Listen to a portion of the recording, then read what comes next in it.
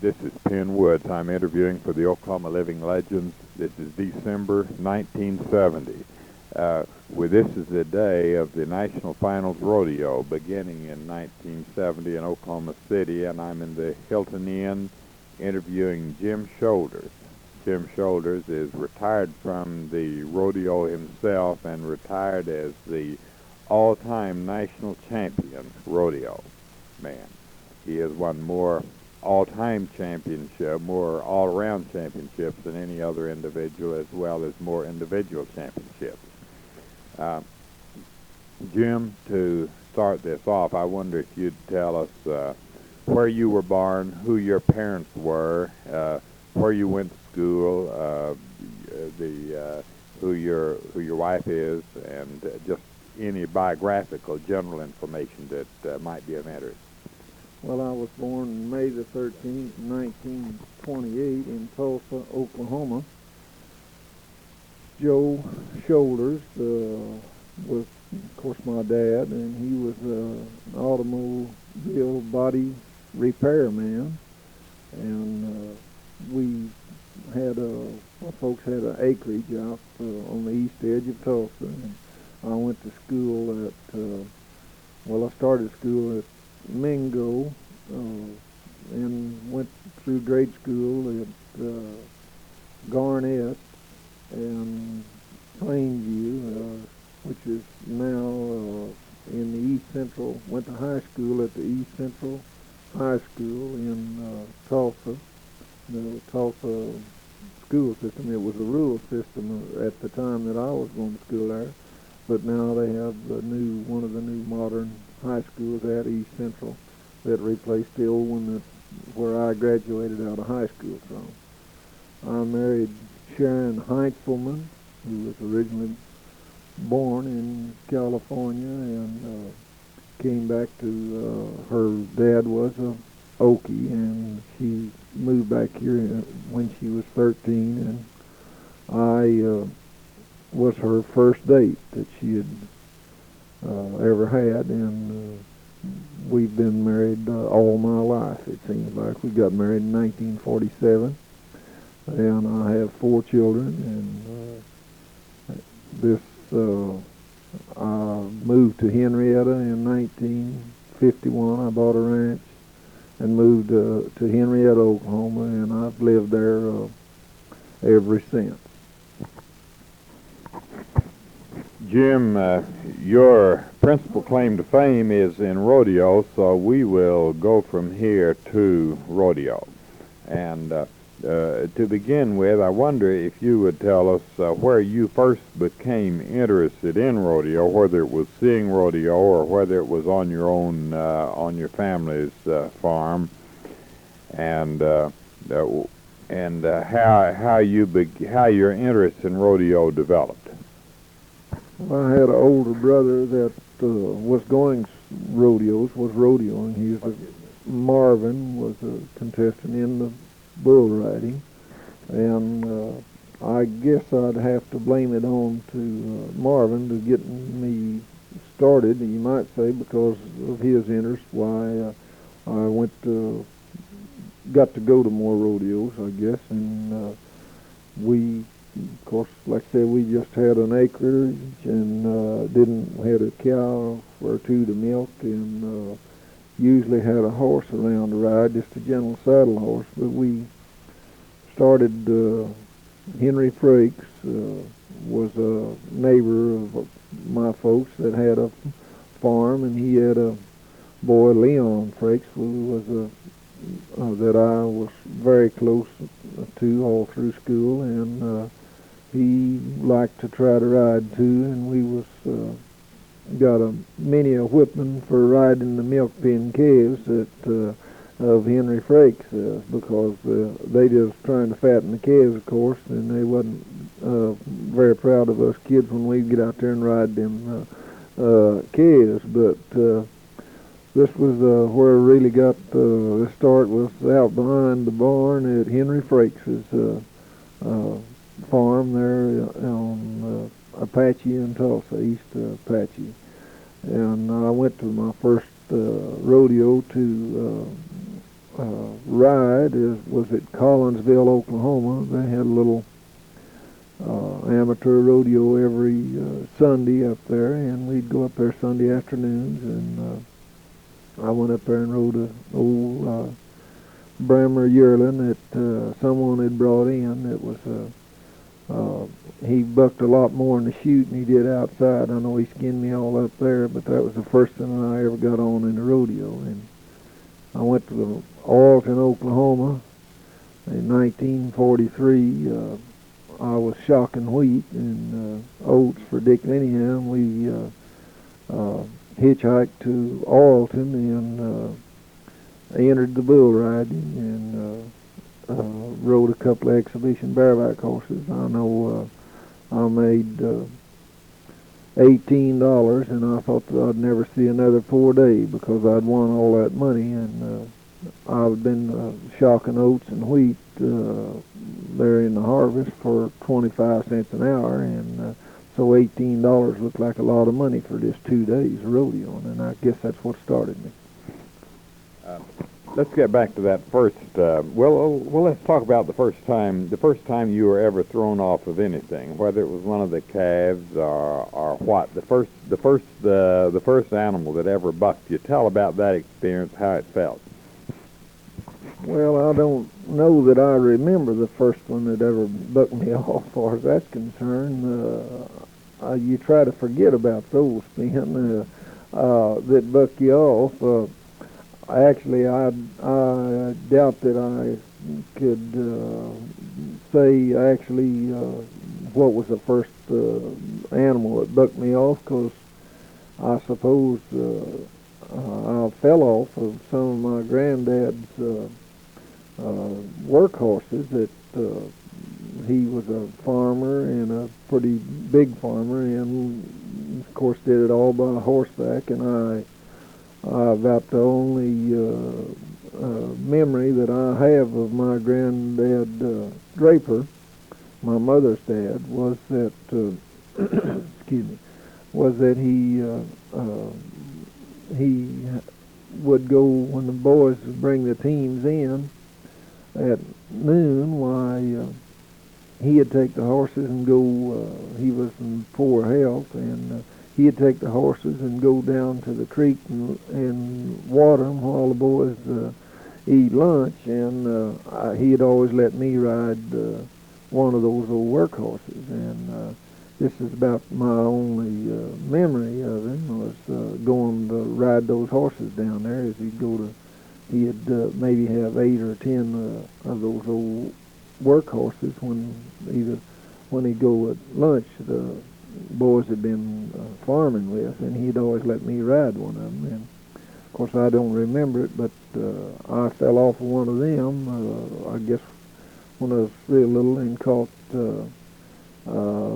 something on, like to cut my throat. I still have the scar from it, and my folks, my mother tells how scared her dad was when he brought me in, and how they thought that I was going to bleed to death before they could get me to the doctor, but they got it stopped, and it was just, and he don't even know how it, what I caught, whether it's on part of the harness or what, but something caught and cut a place on my throat, and I guess it was a lot of blood, but like I say, I don't even remember that one, but I wouldn't say that was the first time that you got bucked off, but I fell off, I'm sure, because them old horses wouldn't buck.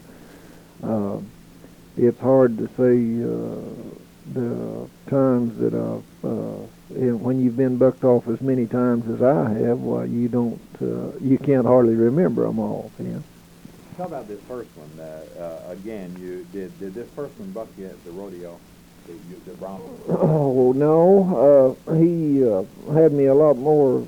Of course, the first one I was ever on at the rodeo, and he was he fought the chute so bad that had all the hide off my knees and my legs and everywhere else, and I sure wasn't wanting to get on him. And I'll guarantee you, if it hadn't been that my brother was there insisting that I didn't back out or short out, I sure would have been up out of there. And I wanted to back out as bad as anybody ever did, I'll say this.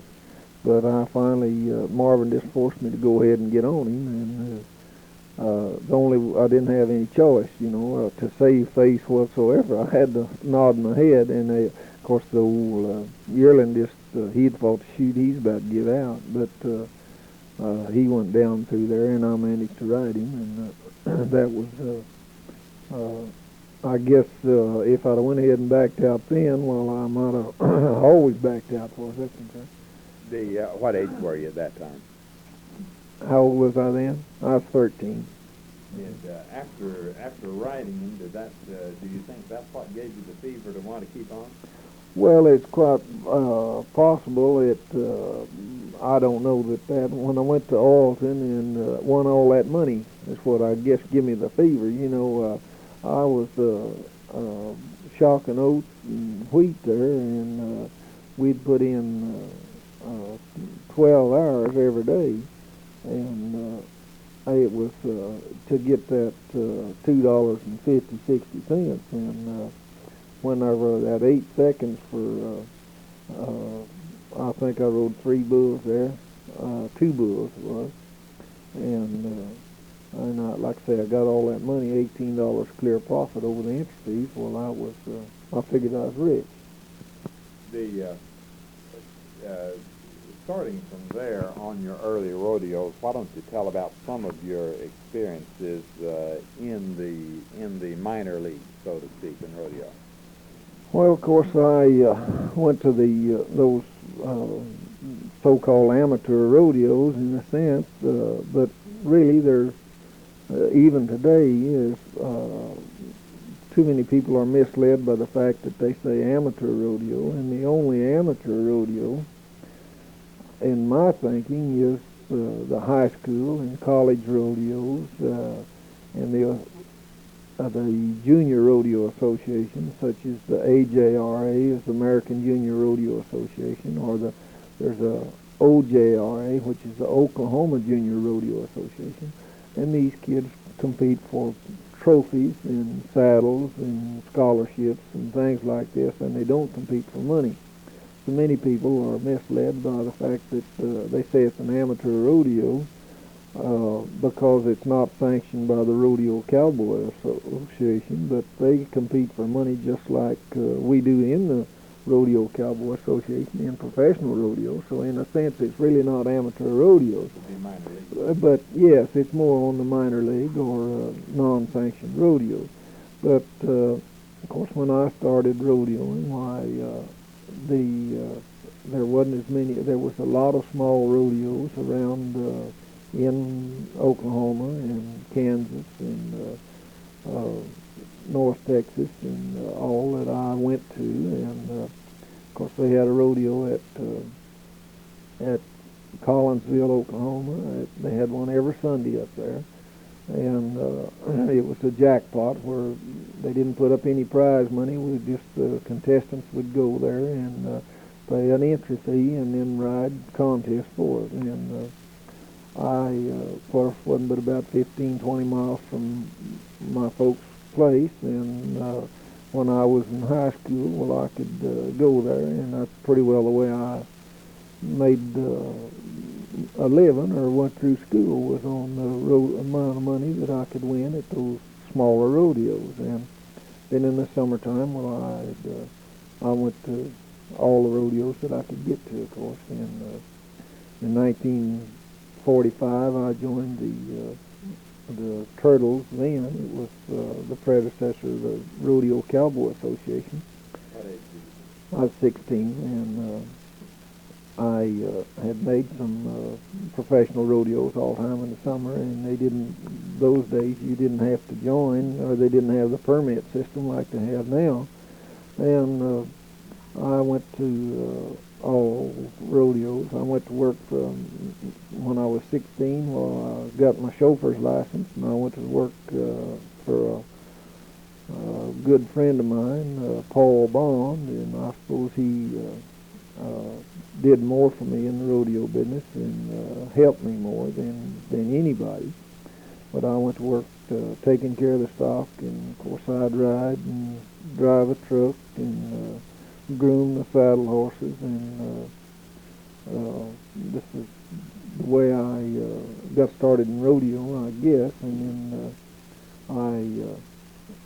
and like I say, I joined the Rodeo Cowboy Association and rodeoed all time through school.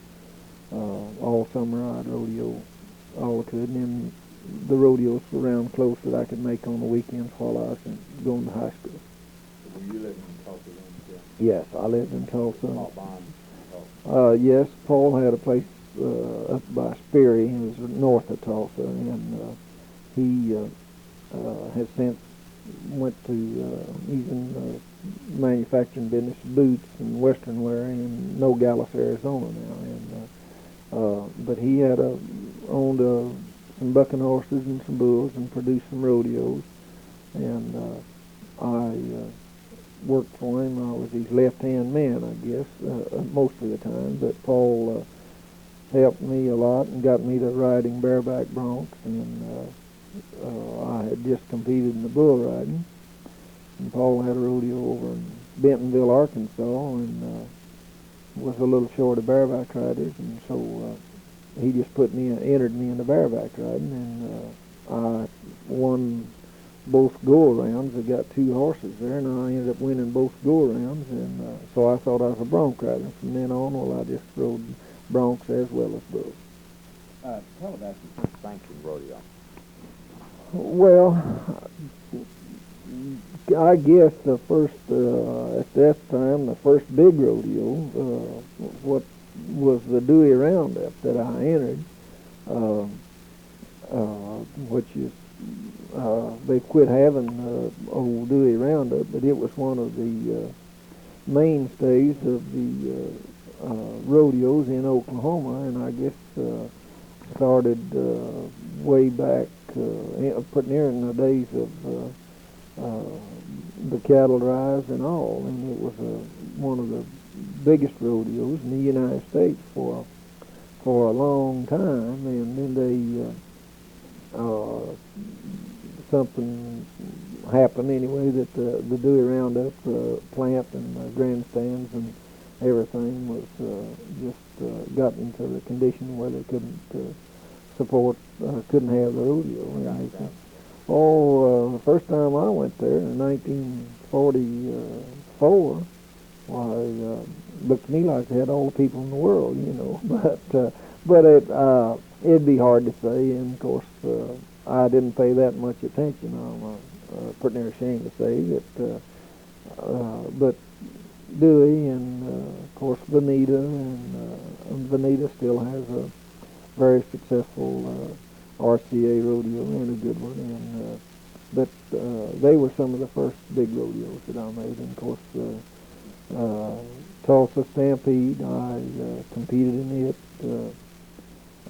for many years. In 1945 I went to Fort Smith, Arkansas, and which is still one of the better rodeos in the Southwest, and Arkansas Oklahoma rodeo at Fort Smith, and they still probably have it's one of the 25 biggest rodeos in the United States, outdoor rodeos, and I have lots of good rodeo fans, and they always have a good rodeo. It's always early in the spring.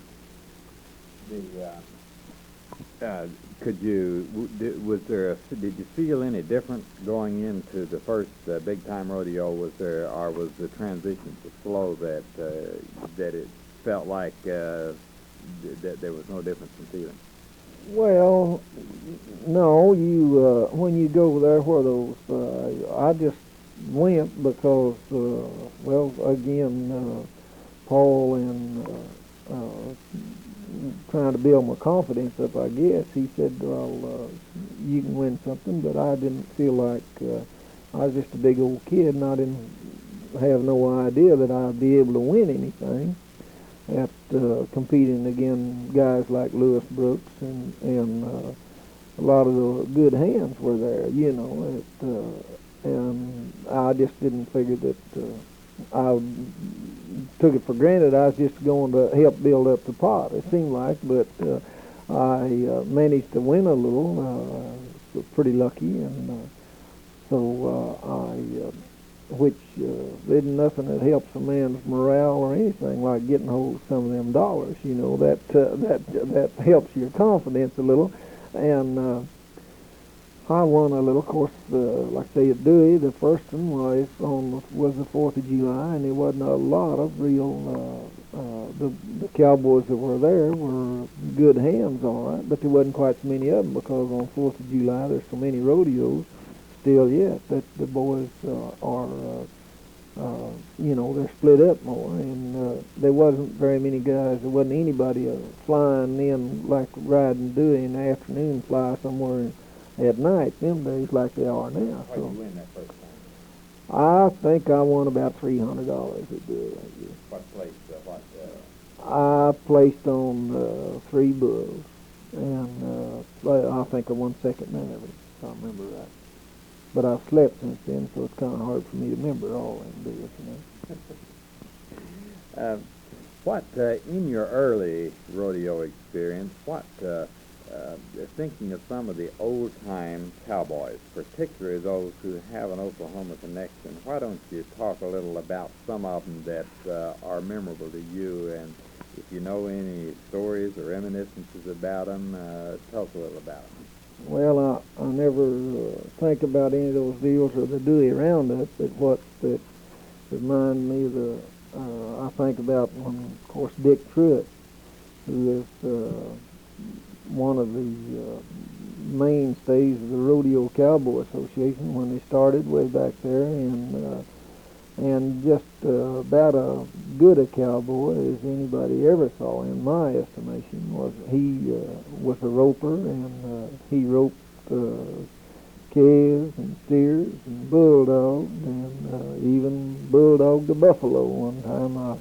A friend of mine, Red Holmes, has got a picture that he hung up in his office of Dick Truitt, a bulldog and a buffalo, and there's not very many fellers that come by there every day who's got nerve enough to jump off and throw one of those buffalo down, but Truitt did. But anyway, he was a pickup man at Dewey, and Paul Bond had the stock there, and he had crippled a couple of pickup horses, and we had an old horse, or I did, that Ken Roberts had given me, and he would buck you off, every time that you could ride him all right, but whenever any least little bit went wrong or anything, well, if you leaned over the wrong way or stood up in your stirrups, he'd sure buck you off, and he was a pretty decent old horse, except he was bad to buck whenever he had any leverage whatsoever, but I was running out stock on him, and Truitt saw me out there on that horse one day, and the horse he was riding wasn't working very good for him to pick up the saddle broncs, and so I went to put the horses in chute and went down to get on my old horse, and Truitt was on him, and I said, told him that, that horse isn't the horse that Paul wanted you to pick up on. He said, well, I'm not riding that other, and I'm going to ride him. I've seen him ride him, and I said, well, now he'll sure buck with you. And of course, me, just a big old skinny kid, Truitt said, son, I've seen you ride that horse, and if you can ride him, I'm pretty sure I might be able to, But, of course, I wasn't about to say anything to Dick Truitt, and feel like that he went to catch the first horse in the bronc riding, and Grant Marshall had rode the horse, and he just rode up and dallied off on the bucking rein, and Grant got a hold of Dick right around the neck to crawl off on the back of him on this old gray horse, old Drifter, and he fell apart and bucked both of them off, Of course, Truitt couldn't hardly ride that bucking horse, and Grant hanging on his neck, and bucked him off, and Grant had a speech impediment, and he said he was really come back, and he said, you get off one of them bucking horses and get on another one that's a bucking twice as bad. I ain't a-riding no more of them horses, But Dick Truitt was pretty unhappy with me, and of course it was kind of funny, and if a fella ever wanted to go say I told you so, but I was smart enough to know better than do that, because Truett would have probably picked me up and give me a pretty firm spanking, because he was pretty mad about that old horse bucking him and Grant off. But it was he didn't ever ride my horse Drifter anymore after that. He was at Stonewall and still is at Stonewall. He, like I say, is one of the probably one of the best timed event men, and for many, many years. And he is, the last time I saw Dick, he was a brand inspector and he has a ranch at Stonewall, and he has a daughter that is active in rodeo in the girls' barrel race, Dixie. She's married to Lee Wheaton now, but she's tough in the barrel race contest. Can you give any of Dick Truett's his early experience that you recall, or from from a little of the history of him? Well, really, I can't just off the top of my head. But I know that I think he won the roping at Cheyenne one time, and was. I don't believe Dick ever really won a world's championship, but I know that he was in the top 3 in the steer roping a number of times, and he won a lot of individual rodeos. But like I say, I don't believe Dick ever won a world's championship in any event, but he was always a contender. And he picked up at nearly all the rodeos around in this area. He was a good pickup man, and he's a cowboy. That's what. Thinking still in the early days, we'll talk later about some of the present-day Oklahoma people, but can you think of any other Oklahomans who are particularly memorable or who have made a mark in rodeo, who were your acquaintance and who you might know some experiences or stories about? Well, of course, you get back to those days of when I first started rodeoing. Why, there was a lot of, sure good hands, and a big end of them were from Oklahoma. I don't know the exact statistics, but there's been more world champion rodeo contestants and hands come out of Oklahoma than any other state in the Union. Most people seem to think that Texas is supposed to have more of the cowboys, but the records of the Rodeo Cowboy Association have there's been more championships won by Okies than any other, nearly to any other 2 states. Of course, Lewis Brooks, who was when I started rodeoing along there in the 40s, he won the all-around, and he was from Pawhuska originally, and up in around this area in Oklahoma, and he was, I guess, kind of my hero in his style of riding, the bareback riding, which is what I was competing in, and he was. He won the all-around in 1946, I guess it was, and he now lives in Texas, but he is an Okie, or was an Okie at the time, but he's a real top hand, and of course Clyde Burke was from Oklahoma, and a world champion calf roper, the Good Speed boys from, they was the men that was getting the money in the roping at the time, Jess Goodspeed and Buck Goodspeed, and incidentally Bobby is one of Jess's boys, and he is competing here at the finals this year, and it's been real tough. You made some comments on Clyde Burke when we were having breakfast. On the part he played, not only as a rodeo man, but as a leader. Why don't you comment a little on Clyde Burke? Well, tell how he Clyde Burke was won the calf roping in World Championship and was like I say, he was not only a champion in the rodeo business, he was a leader in the rodeo business in the sense that he had a leadership ability that would help the rodeo business. He come out with probably one of the most famous calf roping horses called Baldy, and he was just a kind of a leader in every sense. He was for the Cowboys, and he was somewhat of a character. He believed in himself and his horses, and he'd match you a horse race or a roping, and was pretty apt to beat you in either one of them, you know. He was probably the first man that I think when he bought this calf roping horse, he gave $1,500 for him, and back then, well, that was nobody had ever thought about spending that much for a horse, you know, hardly a race horse, much less a rodeo horse.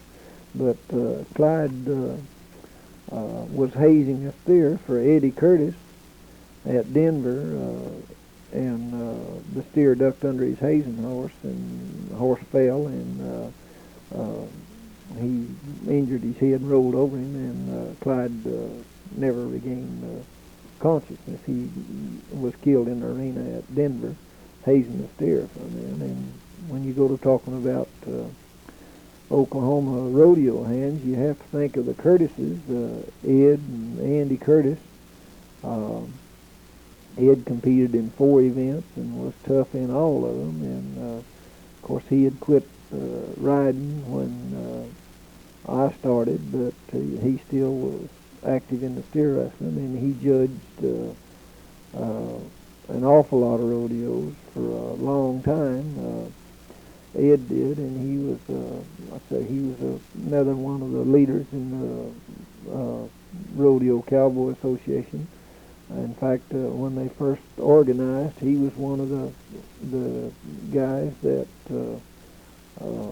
told them they was going to have to put up some prize money and give the contestants a better shape at Boston at the time when they started what is now the Rodeo Cowboy Association. Ed Curtis, and they lived at El Reno, and Ed did about all of it, from competing to judging, and he was shoot boss for Butler Brothers organization for a long time, and judged every good rodeo in the United States. He judged the Gardens, Madison Square Garden, I guess 7 or 8 different times, and every big rodeo. And he was killed in a pickup wreck coming from a rodeo about 4 years ago.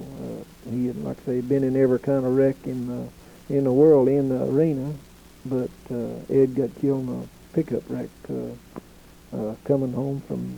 He'd stopped by to visit at Miami at the rodeo and was going to Nowata where he lived, and had a wreck and was fatally injured. That's a good story you had on Truett earlier. Can you think offhand of any of the other funny, unusual, or maybe sad, or other type of things that may be other types of stories that may have particular interest, particularly as regards the Oklahoma Cowboys?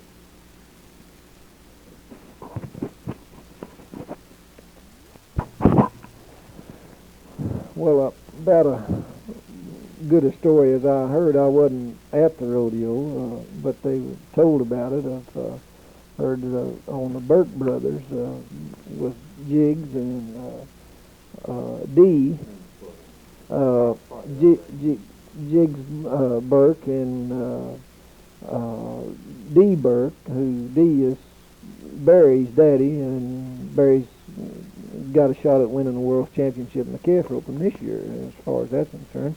And these were brothers of Clyde, but Clyde was off rodeoing somewhere else, and Jiggs and Dee had went to the rodeo, I believe at Duncan or somewhere not too far from home, but they only had enough money to pay one entry fee, and I think they had $10 or $12 between them, and the entry fee was $10. So they got into a pretty good argument over who could rope the best of the two of them, and Dee finally convinced Jiggs that he could have a better chance of winning something. So they entered Dee and said he went to rope the calf, and he just roped him right across the line, and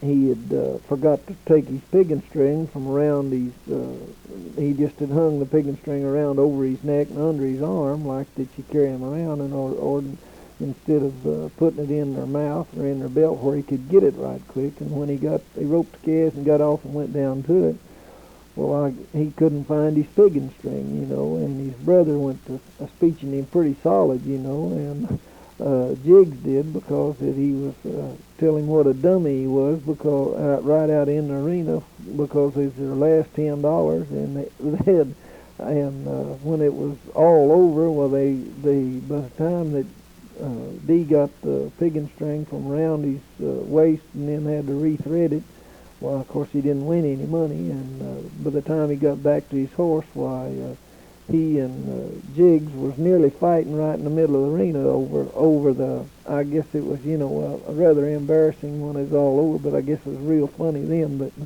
for his brother to be out there telling him how dumb he was and that he ought to have been doing the roping instead of letting him. But whenever they tell it, why, it was quite a thing. They said they had an old Model A Ford that they went to the rodeo with, and it just had one seat, and the other one had to sit on the box. And Dee said I had to sit on the box the rest of the summer. I didn't get to sit in a drive or nothing. And after and every time that, for years after that, every time he'd go to rope, well, he said Jiggs always would come around and take his piggin string and make him put it in his mouth before he ever done anything after that. But it had to have been awfully good watching to have seen the two brothers out in the middle arena, and though Jiggs said that was their last eating money too, so it's pretty desperate kind of a deal. What year was that? It must have been in the late 30s or something like that, whenever, from the way that they told it. Like I say, I wasn't at the rodeo, but it was.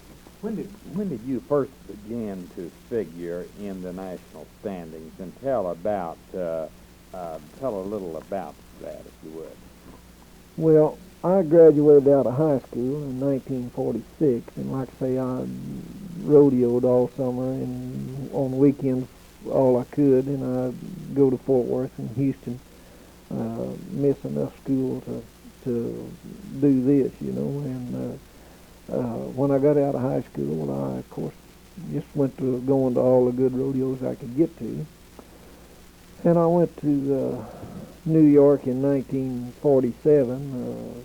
I had about, I had a little bit of money, a couple $1,000 in the bank, and had a old car paid for, and Sharon and I had gotten married in September, and so we decided we'd go to New York. Going back there, I get more for a honeymoon than it was to win anything, because again, I didn't feel like that I was capable of beating the hands that went to Madison Square Garden. And Marvin had been touting me and my brother that I should go to New York, because the money was so good, and there was 54 performances back there that year. And but we went, Sharon and I, like I said, got married and went to St. Joe, Missouri, and then went on from there back to New York. And I lucked out on them and ended up winning both events, the bull riding and the bareback bronc riding, and won about $5,000. And so this actually, I guess, was more or less when I figured or was close in the standings that year. then in 1948, well, I think I was about fifth in the bull riding, and in 1949, well, I won the all-around, and in 50 and 51, I won the bull riding and the bareback bronc riding one year, and next year I won the bull riding. In 52, I got skinned up a little and was didn't win a world championship in 1952 or 53, and then from 54 to 59, well, I won at least one world title in 55, 6, and 56 through 59. Well, I won all three events. Won the bull riding and the bareback riding and the all-around world title. What would you say was the funniest situation that you were ever in rodeoing? Well, this would take probably a lot of serious thinking. I've been in numerous funny deals and involved in a very large number of practical jokes that I've pulled or had pulled on me, and some that have backfired as far as that's concerned. But one incident that happened to me was, it's kind of funny and very serious in a couple of ways too, was in I believe it's 1951, or two, I forget now exactly, 51 I guess it was, somewhere along there. Anyway, I was at making rodeos at, we made Casper, Wyoming, and Pueblo, Colorado was on the same date. And Pueblo was in the afternoon and Casper's at night, and we were flying, had a plane chartered and flew over to after rodeo at Pueblo and went to Casper, and stayed there Saturday night, and the rodeo was over at on Saturday night at Casper, and the Coliseum Rodeo in Los Angeles, the big one day rodeo in Los Angeles, was the next following Sunday, and we got weathered in at plane did at Casper, and I had to catch an airline at 7 o'clock the next morning out of Denver to get to Los Angeles that afternoon, time to compete there at the Coliseum Rodeo. So in order to get from Casper to Denver, I had to borrow a car, and Jimmy Schumacher, who's the rodeo clown, he got married that afternoon, and Saturday afternoon, and I ended up borrowing his car and taking the clown mules, his and George Mills. They were clowning there, and they had two little old clown mules on a trailer, and I borrowed Schumacher's car, and I got Ted Warhol, who was traveling with me, to take me by Denver. We drove Schumacher's car and pulled those two clown mules to Denver, and Jimmy Schumacher and his new wife came with George Mills on to back to Pueblo, and then they're going on to Colorado Springs. We went to get in the car, and they painted that old car up with the Honeymoon Express all over it, all that just married and all this, and that they had did the Schumacher's car, because they didn't know that all the friends of the Schumachers didn't know that I was going to borrow the car. And of course, we didn't have a lot of time to get from Casper to Denver in time for me to catch that morning flight, and so naturally we didn't wash the car. We just took off, and two old cow punchers, Ted Warhol and I, driving that Honeymoon car with two mules behind it, so that when you pull into a filling station or stop and get some coffee, why, Warhol and I was pretty good pretty good conversation piece to all the filling station hands or anybody that's seen us going, 2 mules and a honeymoon car and just 2 old boys, But we made it into Denver with a few unfunny comments from most people that would see us.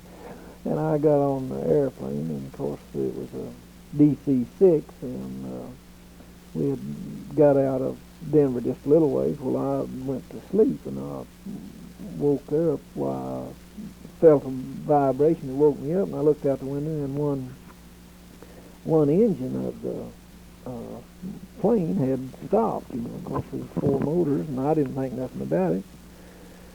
And sat there a little bit, and I got up and went up to use the restroom, and while I'm in the restroom, the light come on, return to your seat, and fasten your seat belt, and I looked out the window, and the number 1 engine stopped, and we're going downhill pretty fast, and I got back to my seat naturally right quick, and he just the pilots are bringing that thing right on into the ground, and we're out at right next to Mount Ella, Utah, which the mountains are around 14,000 feet, and he goes to taking that thing towards the ground, and I thought, well, they've got some kind of rules that they're going to have to be no survivors, so we can't sue them or something, because as fast as he's driving that airplane towards that mountain, and every one of them, all I could see was, it looked to me like Grand Canyon down every gully, and I knew there wasn't nothing.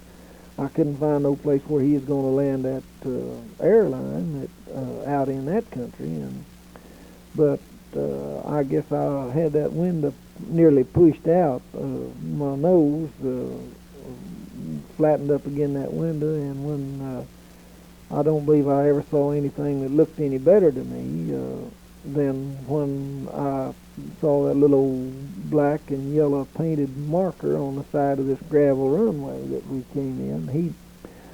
He let that plane on an emergency strip at Hanksville, Utah, and Hanksville, Utah didn't even have a phone in the town, so you can imagine how big it was. So we got it on the ground, and of course when he got to the end of the runway, there was no taxi strip or anything, and when it turned just a little bit while it bogged up there, it was muddy, and couldn't even taxi on any farther, and so of course I had to be at Los Angeles in that afternoon. Rodeo started at 2 o'clock, and this is about 10 then by the time we get there, and so we get out on the ground. There's a weather station there, and I asked those guys in that weather station, local people, if there's anybody that, of course, I asked the captain and them how long it'd be before they get another plane in there, and they said, well, they'd have to get a crew, and it'd be quite a while. I told them I had to be in Los Angeles that afternoon, and didn't have much time. So we got back on the plane, got the stewardess and I did, and got the schedule book, and found out if I could get to Las Vegas by 1 o'clock, I could catch an airline out of there, and then go be in there about 2 o'clock into Los Angeles. And so I asked if there was anybody in town that had an airplane that I could charter, and they said, well, nobody, but the Mormon bishop did have an airplane, and so I asked them if they'd take me down to see him. And of course, this is Sunday, and the Mormon church, they're having services, and I go in and talk to the bishop. I call him outside and explain my situation to him, and ask him if he'd take me to Las Vegas, and he said yes, he would, and I'll never forget, his wife was teaching the Sunday school class out under the tree out in the yard there, the churchyard, and when he walked over there and told her that he was going to fly me to Las Vegas, you'd have thought that he was going to take me around the world or something, or that it was sure enough a bad place thing for me to do. She told him it was Sunday and he couldn't leave the congregation, and I thought for sure that had blowed my trip to Las Vegas, I'll tell you. And but he never did raise his voice or nothing. She was still screaming at us whenever we left. He said, "I'm going to Las Vegas," and just up, and we went back and got in this old reconnaissance car, an old 4F Army outfit that this boy had, that taken us down off the hill down to Hanksville. And he had one of those old Stinson station wagons, flying station wagon, they call them. And it was pretty near an antique, you know, and he had it in a little old shed there on Main Street of Hanksville, Utah, and he got a barrel of gas and turned it over and rolled it out there, and we pumped some gas in that old Stinson, and he tried to start it, and it wouldn't start, and he asked me if I'd pull it through, so I got out there and pulled the prop and started it for him, and he taxied it out on the main street, and it wouldn't turn. He couldn't get it to turn. He said, "You'll have to get out and pick that tail up and push it around there, you know." And by this time, I'm beginning to think that I might ought to just not think about going to Los Angeles, but being this fellow's a Mormon preacher, I'm pretty sure that the Lord's going to take care of us. And I got out and turned the plane down. We taxied down Main Street of Hanksville, Utah, and he stopped her at the other end of Main, and I got out and got it to the tail and turned it back around, and he run it up and checked the mags, and away we went. Took off right down Main Street. The chickens just run, and the kids run off the street, you know, when he revved her up, and it's just like in the movies, you might say. We flew out, and I had to have my riding sack, of course, because all my gear was in that plane. So we flew out and went out and lit out there on that emergency strip where that DC-6 was, and I jumped out of it, and we were getting a little close on time, and I told him I'd give him $50 if he could get me to Las Vegas by 1 o'clock so I could catch that plane.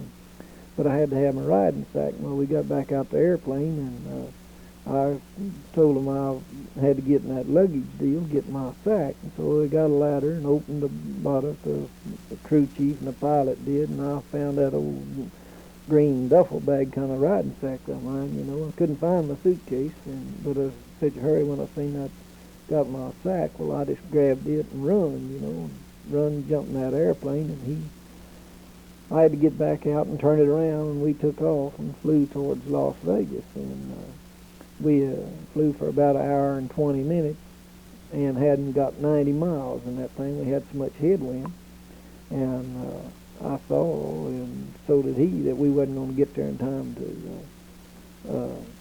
for me to catch that airline to get there in time for the rodeo that afternoon. So I said, "Well, you might as well turn around and go on back." So we turned around, and took us, I think, about 30 minutes to get back. They had went that much faster, of course, on the tailwind.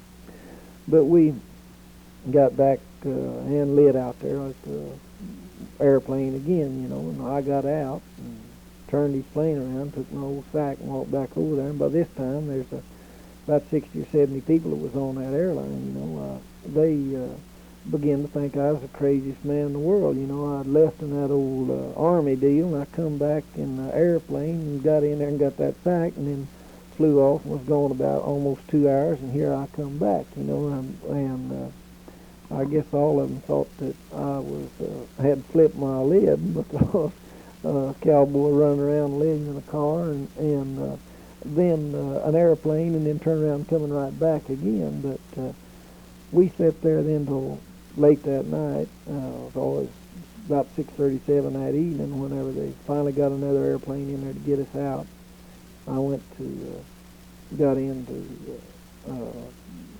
Salt Lake City, and I called Andy Riggy up at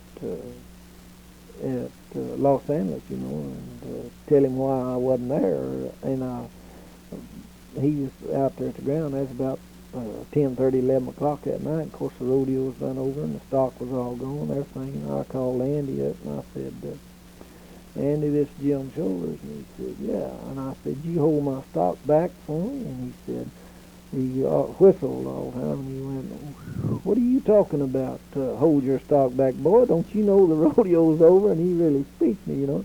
I told him that the airline had went down, and I had tried, but I just couldn't make it. And he said that, well, it was all right. And I said, yeah, that's fine. But anyway, like I say, when I talked to the captain and as we sitting around visiting that rest of that afternoon, why, I guess everybody on the airplane thought I was absolutely nuts, and when I was trying to tell them what I was trying to do, that this was one of the trips that one of the few times that I didn't make it to the rodeo. And like I say, I started out in a honeymoon car and ended up with a Mormon bishop flying me and in a antique airplane, and still didn't make it. So there's lots of things happened in the rodeo business. How many years? Now you rodeoed up until about '59. Is that correct? Well, no, I rodeoed up until 1970. As far as that's concerned, I competed at some rodeos this year, and I, of course, am in the rodeo stock contracting business, and I have a rodeo riding school. But I actually in '59, we bought the Mesquite Rodeo Corporation and started in the rodeo stock contracting business in '59, and I just quit going quite so hard, and like I have a lot of people ask me if I've quit rodeo, and I tell them no, I've just quit winning. There's a difference there, you know, that and for some reason or another they don't plow the arenas as deep now as they did then. But I guess the discs or the hairs are all lighter now because the ground sure is a lot harder now than it was a few years ago, Pen. But actually I've haven't you know, been you might say a rodeo, competing in rodeo for the past really 10 years has been secondary. I just enter a few of them, but I haven't quit entering. I just quit winning. Did you win in '59 national?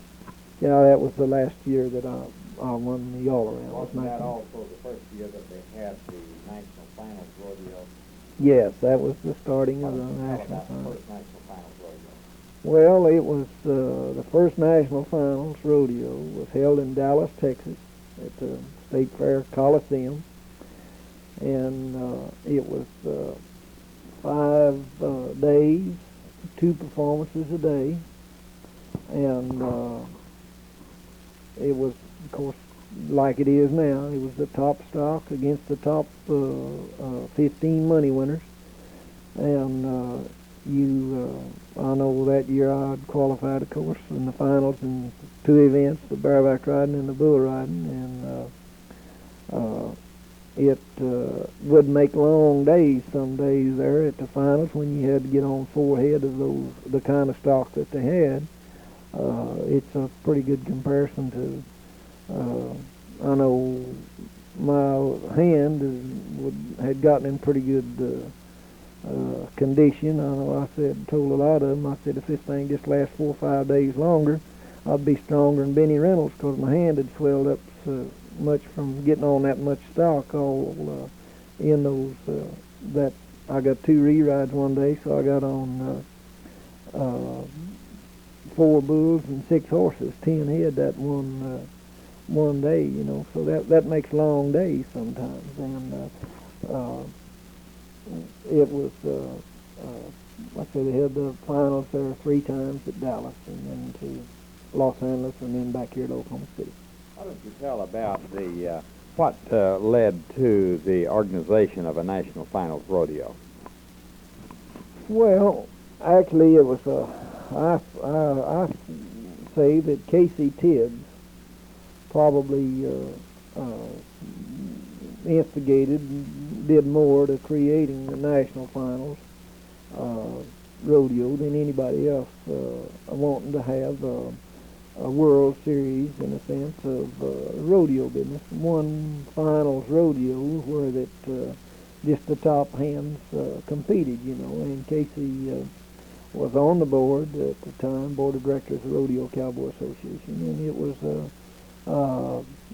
a project primarily that he was really stayed in there and went to bat for all that time, and up until they started the national finals, why any rodeo is eligible to any and every man in the United States that wants to pay his entry fee and see if he can win something, you know. So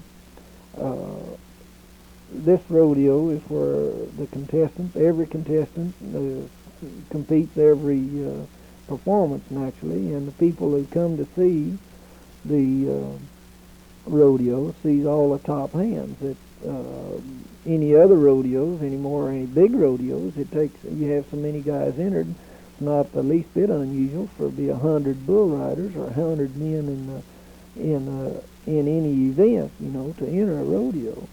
Well, if naturally if everybody rode one every performance, why the rodeo would be all day and all night long, and this is not feasible. So they divided up into performances where they, you know, buck 10 or 15, whatever they can buck in a given performance, and the rest of them either go after the rodeo or go tomorrow.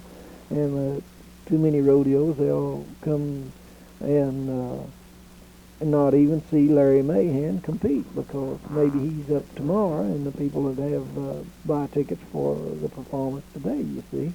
And it's quite possible he might be up in, as we say, the slack after the rodeo's over while they buck so many or rope so many, because people don't want to sit there all day naturally, and those old bleachers and seats get hard after a couple of hours or so, and so they have the rodeos just and primarily the finals was to have the top stock against the top contestants, and has been very successful.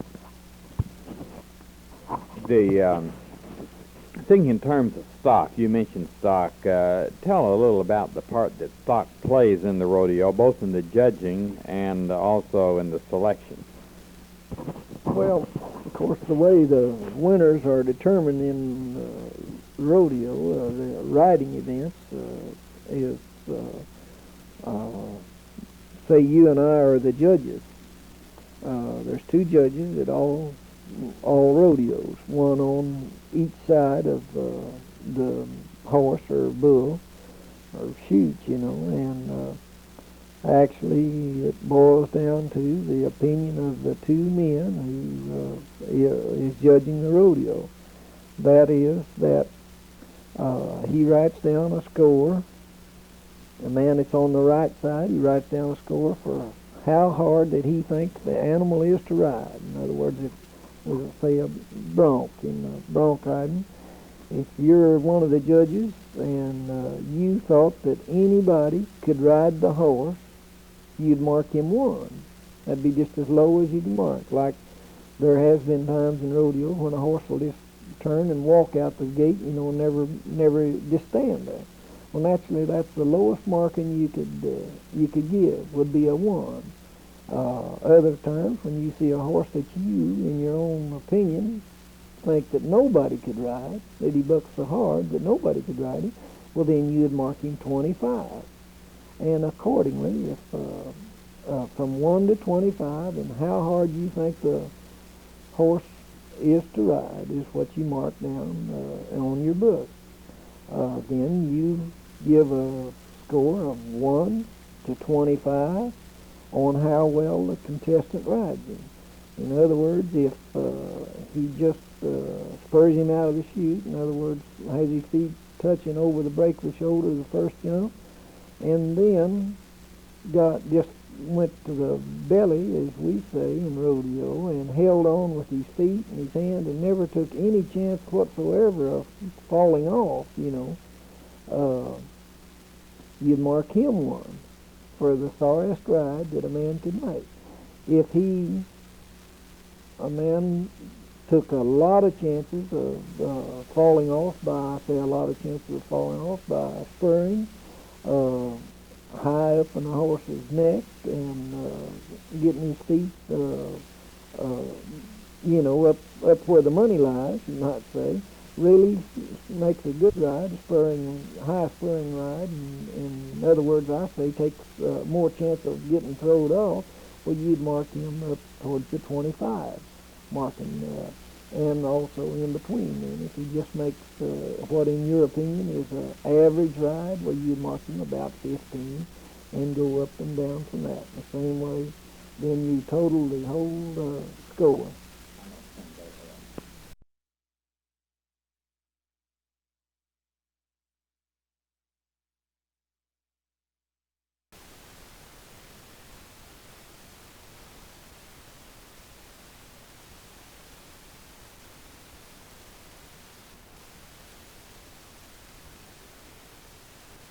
This is a continuation of an interview with Jim Shoulders.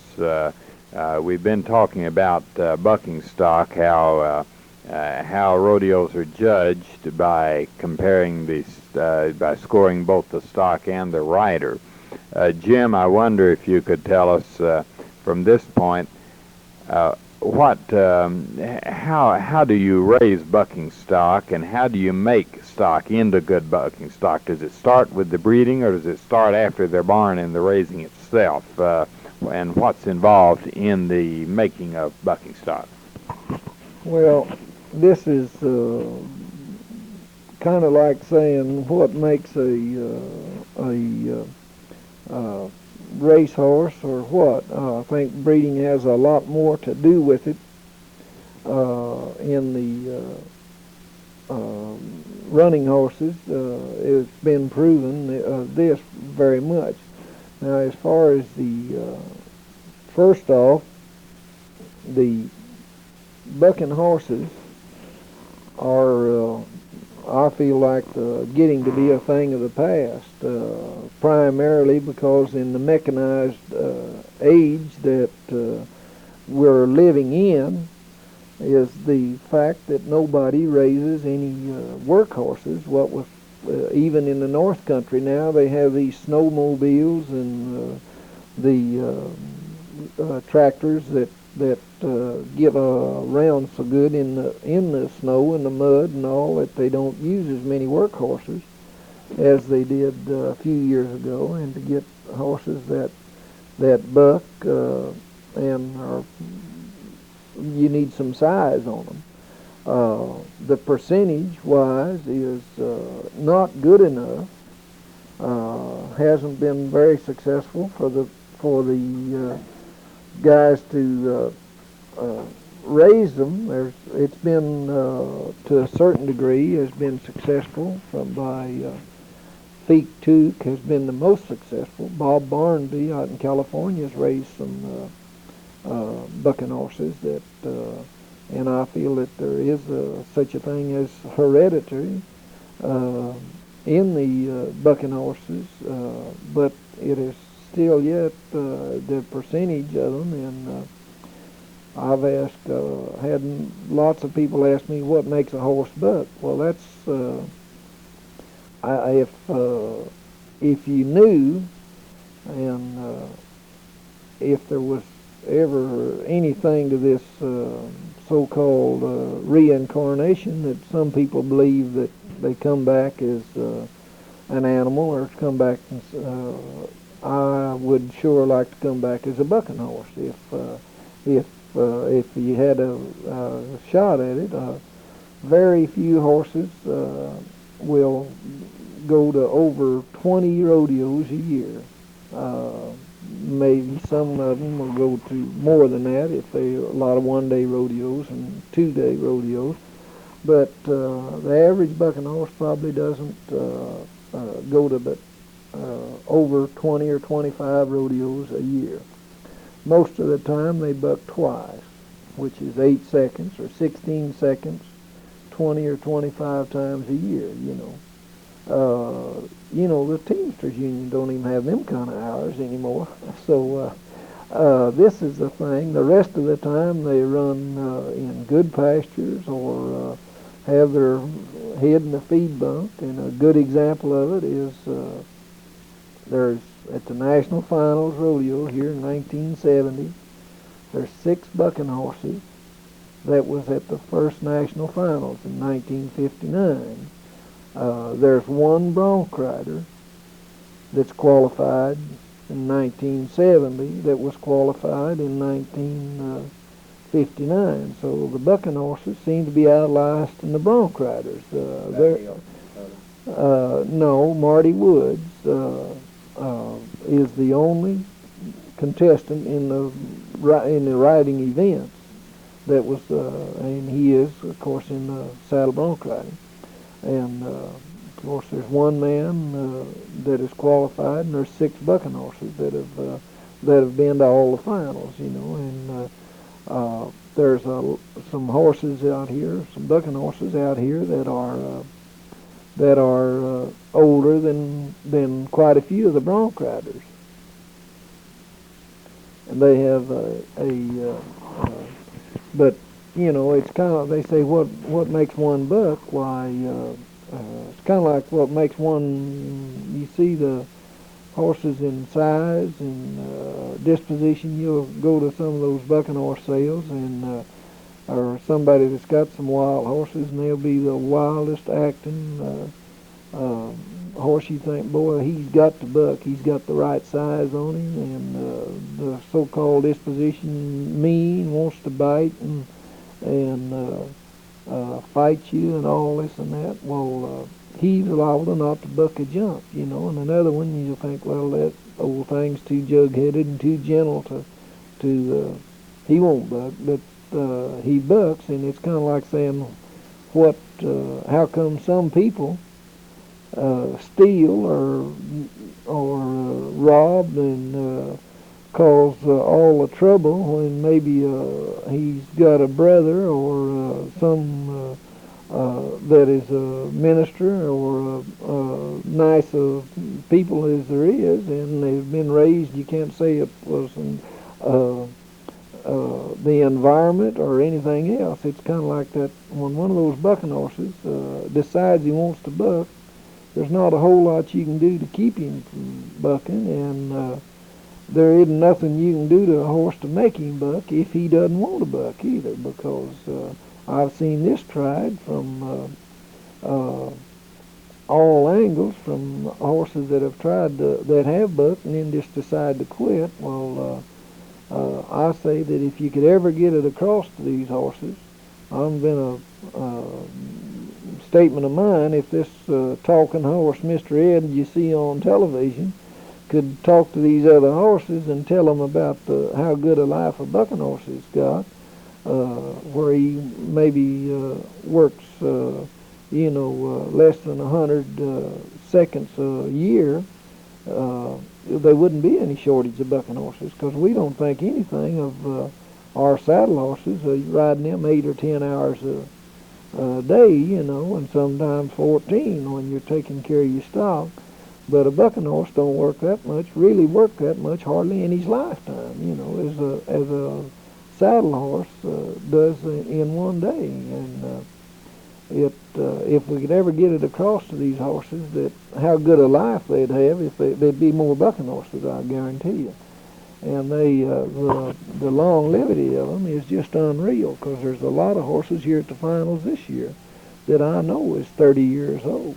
And you don't see any horses, race horses, with the exception of a few pleasure horses, saddle horses, that last this long, that even live this long, much less still be doing what they're cut out to do. If a race horse makes it past 4 or 5 years old, this is very unusual for him to be sound.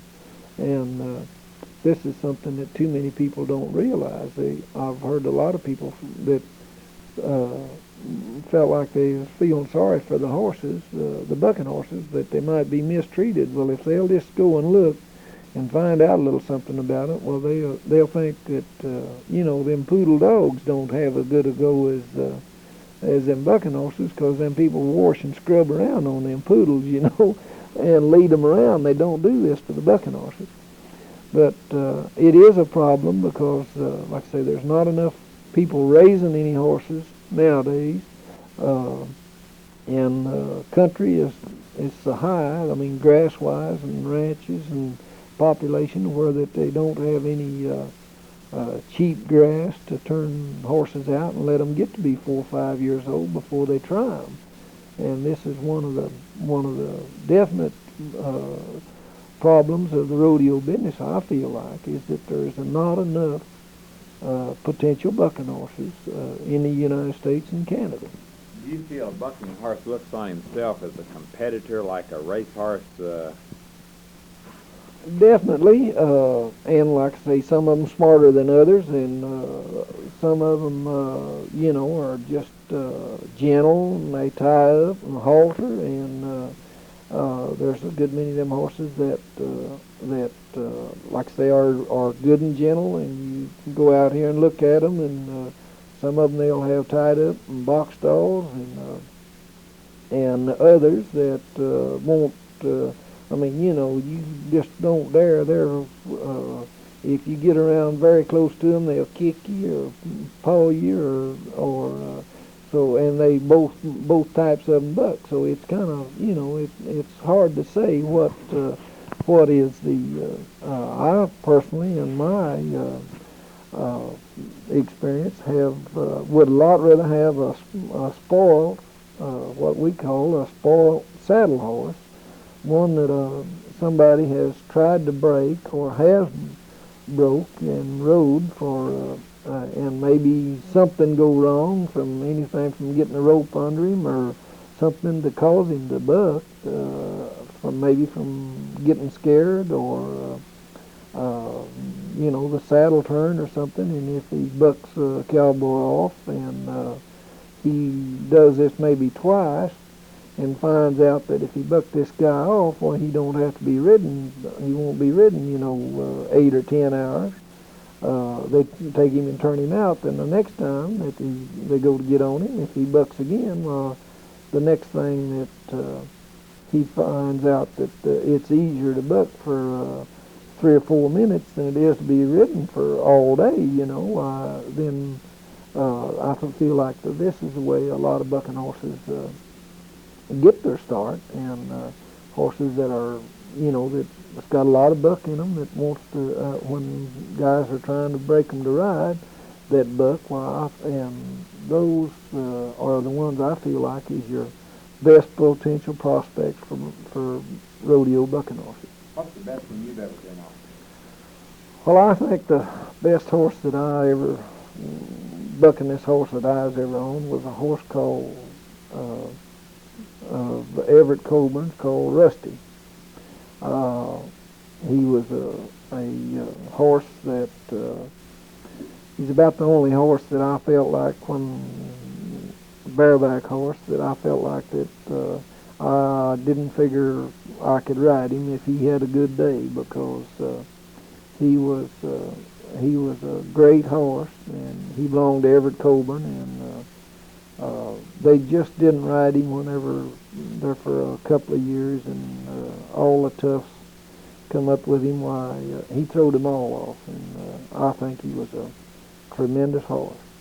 Probably the best bucking horse I was ever on in the bareback bronco. Did you ever stay on him all the way? Yes, I rode him one time. I think I had him 4 or 5 times, and I rode him once. But he didn't have a very good day. It was he finally slowed down enough that they rode him quite a few times in his lifetime, all right. But when Cobe first brought that horse out, I think he was the rankest bareback bronc that I was ever on. What do you feel was the greatest in history?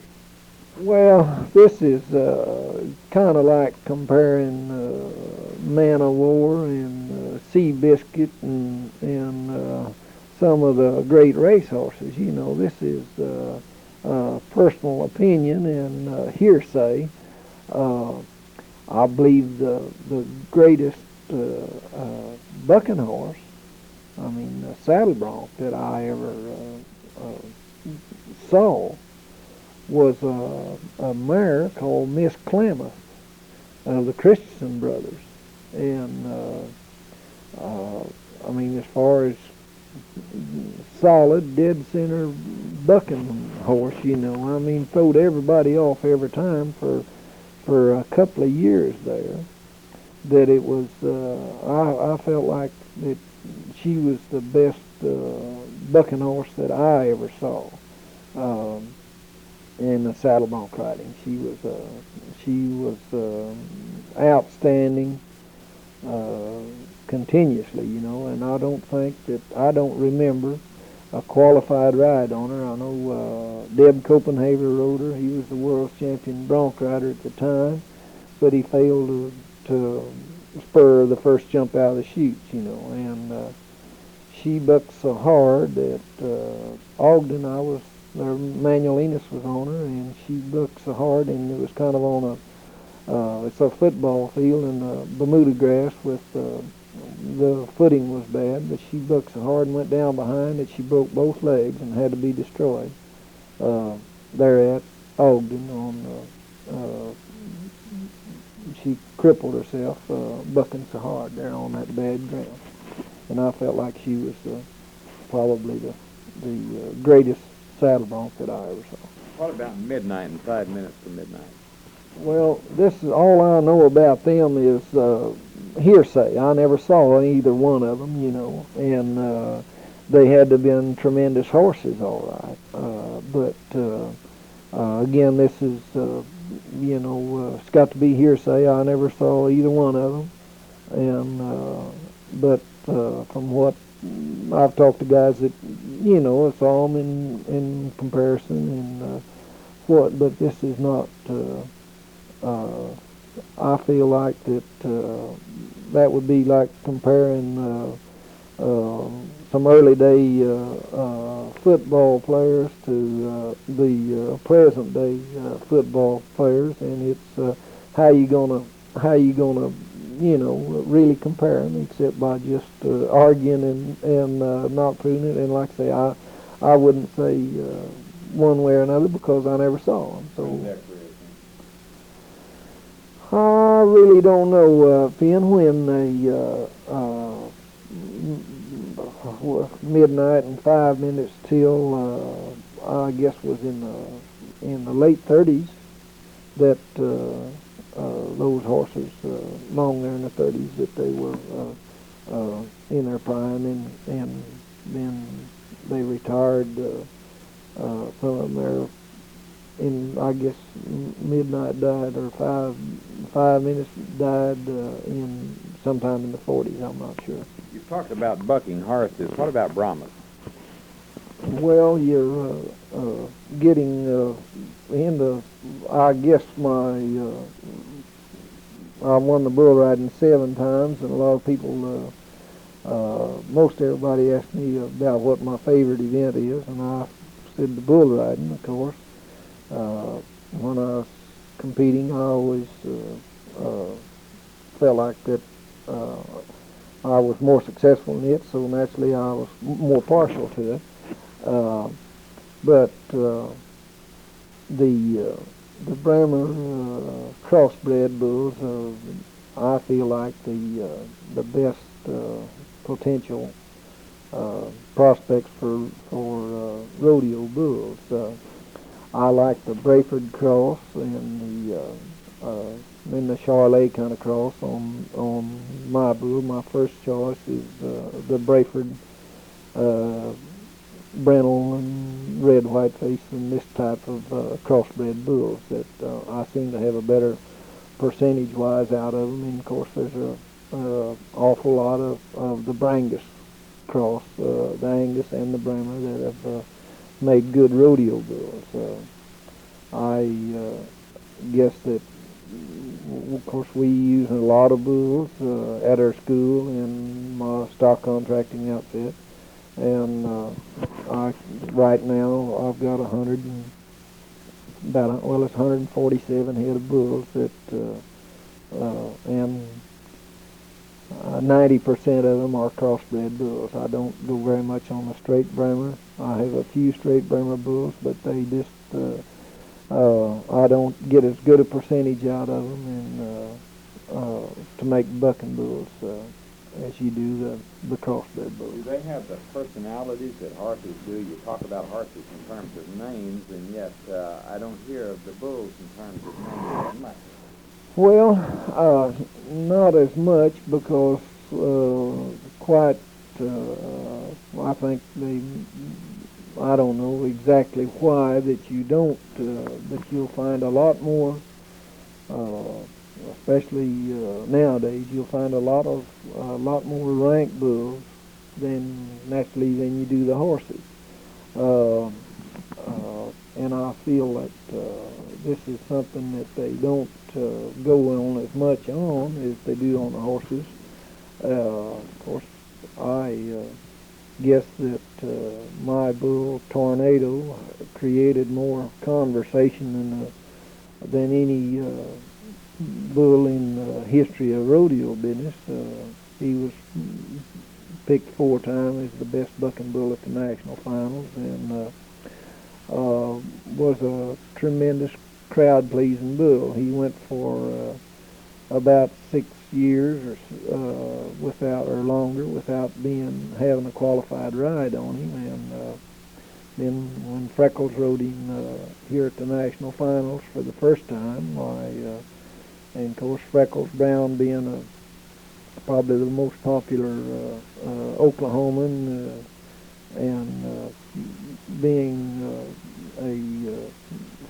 what are you going to say about Freckles Brown? I mean, you know, he won his first world championship when he was 42 years old, and I'll tell everybody I'm too old to be trying to beat these kids, and I'm just 42 now. So, but Freckles he's something else, and about the best liked fellow you'll ever meet from everybody. I mean, everybody likes Freckles because he's just that kind of a guy, and he was the first man to make the qualified ride on Tornado and at the national finals. So it really was a real pleasure for me to own the bull, and he was always not only an outstanding bucking bull, but he fought the clowns and the barrel, and like I said, he was I think the greatest rodeo bull that's ever been in the rodeo business, because he not only bucked, but he also fought tremendously well, and he was a horn bull and looked the part and pretty high-headed, and when the newspaper people come around, the look and the way he acted and everything was the kind that you could get some mileage out of, and he sold some tickets at lots of rodeos, I feel like.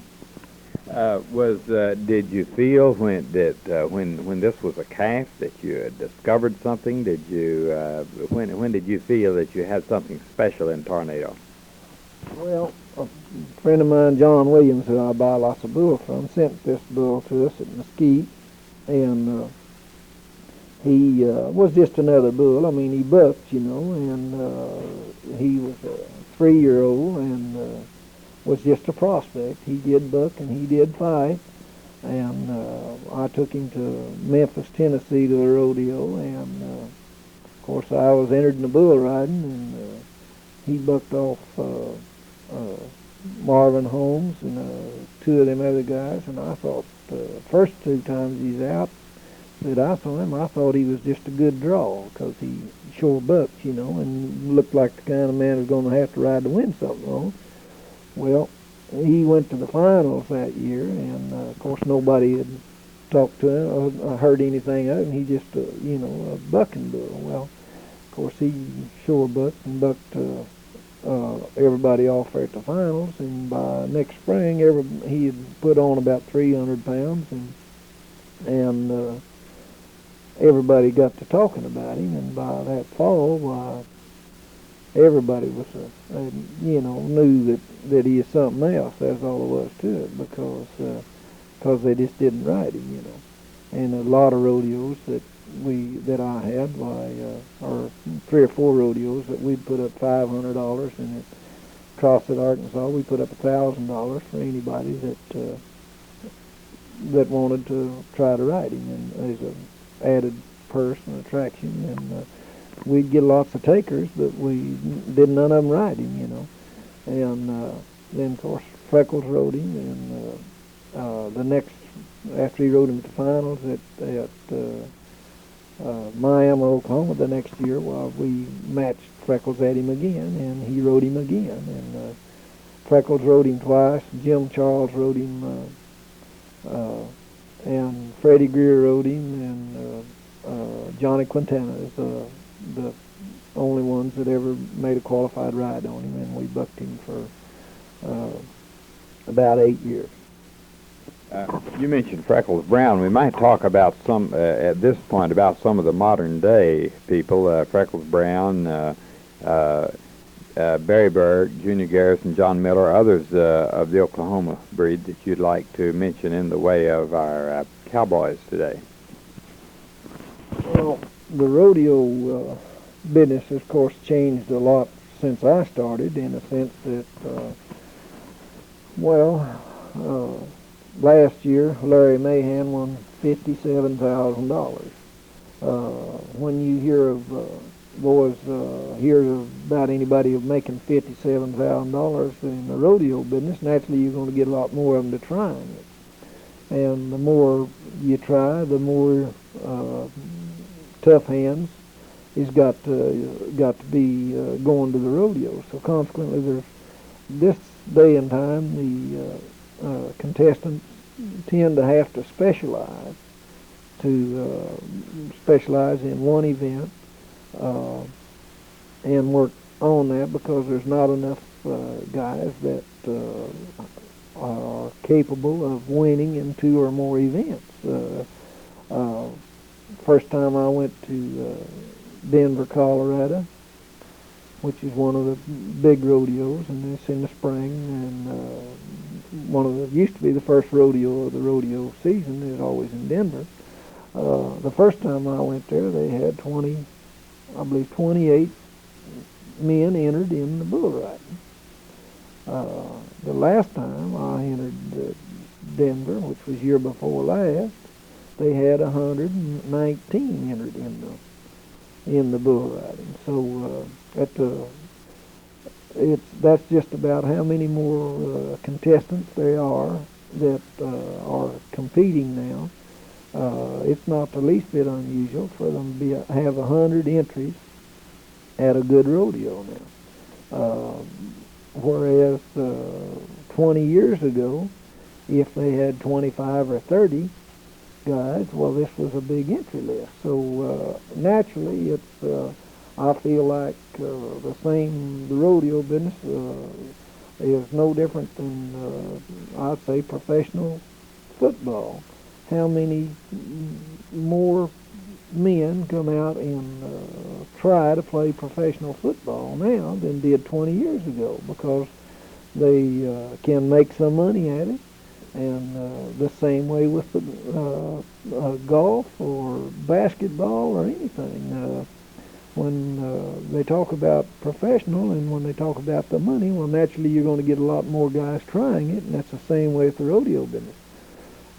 Barry Burke comes from the rodeo family, of course, and he's been carrying a rope since, I believe, before he could walk. He's got a shot here at the finals at winning the World's Champion calf roping title. If he can win about $1,600 or $1,700 more than Junior Garrison here at the final, he'll be the World's Champion calf roper. Of course, this is a pretty good undertaking in itself, since the junior Garrison is just a tougher roper as there is also. He's a former title holder, and saying who's gonna win the most at any rodeo is tough, but when you this is going to make a real close race and a real good finals, because the league could quite possibly change daily, or pretty close between the two of them. Same way in John Miller's just about $700 ahead of the next man in the team roping, and if you miss one, why, this can mean a world's championship. And Junior Garrison won the world's title here. He beat Dean Oliver on account of a broken rope. Dean broke rope on his last calf. He roped the calf right, but the horse stopped hard and the calf hit the end of it and broke a rope, and probably hadn't broke 10 ropes in his life. But a $7.50 piece of rope cost a man a world championship. And that's kind of like one of those big football games, or what. It can cost you. You can lose a world championship because of stepping out of bounds at the wrong time, or inbounds, or one game-saving tackle. And that's the same way with the rodeo. And rodeo business now, like I say, so many more boys are going into it, that it has gotten to be a business of specialists. And I have a lot of guys and people that ask me about what it takes to make a rodeo hand, or what goes. And like I tell them boys that come to my school, that I don't know, and I can't say. I feel like it's something that the good Lord gives certain people the ability to do certain things. Now this is my theory on it, because how can, what are you going to say about why Johnny Unitas or Bart Starr is the quarterbacks that they are? I mean, I feel like that when you see guys with bigger and supposedly stronger and physical ability, that they ought to be much better quarterbacks than those men. Or how come Willie Mays could hit them home runs, and Mickey Mantle can, and somebody, when you by looks and trying and all, why you think that they'd have to be better hitters. And same way with pitchers. In professional, I feel like the good Lord gives certain people the ability to do certain things, and if you don't have that God-given ability, I don't believe that you'll be a top in it. I don't care whether it's being a minister, a rodeo cowboy, a football player, a reporter, or anything else. This is my thinking on it. And because a man wants to be a cowboy, and maybe his dad was or his dad wasn't, don't necessarily mean that he can be, because I've seen a lot of guys just try their heart out and still not be real good rodeo hands. And you see others that, that you think don't try any, and it's all natural with them. Let me name just a few people, and you can make any comments you like. Maybe a comment on them. If you know a story on them, that much the better, Let's start off, let's say Junior Garrison. Well, of course, Junior is a top roper, and has been. He's a smart roper. I mean, it's kind of like in a comparison to, he works hard at it, he practices, and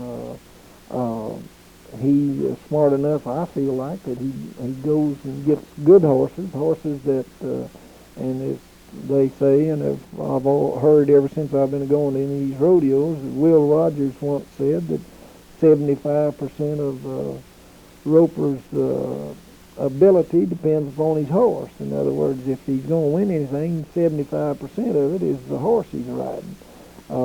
Garrison always stays good horseback. I mean, you know, and this is one of the reasons why I think he's as tough as he is. He is because of his ability to get the horses that he can win on, and this is the thing that and he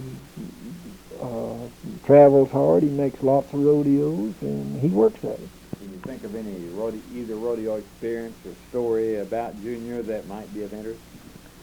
Well, none, with the exception of, like I say, that he and Dean Oliver, here the time that he won the World Championship, was, I mean, it was just nip and tuck right down to the wire, and Dean had, I think, 28 or 30 seconds to place in the average, and ended up breaking a rope and not placing here at the finals, and consequently so this is a typical rodeo game. I mean, the luck of the draw, or I've always said I'd rather have a little luck than all ability in the world in the rodeo business.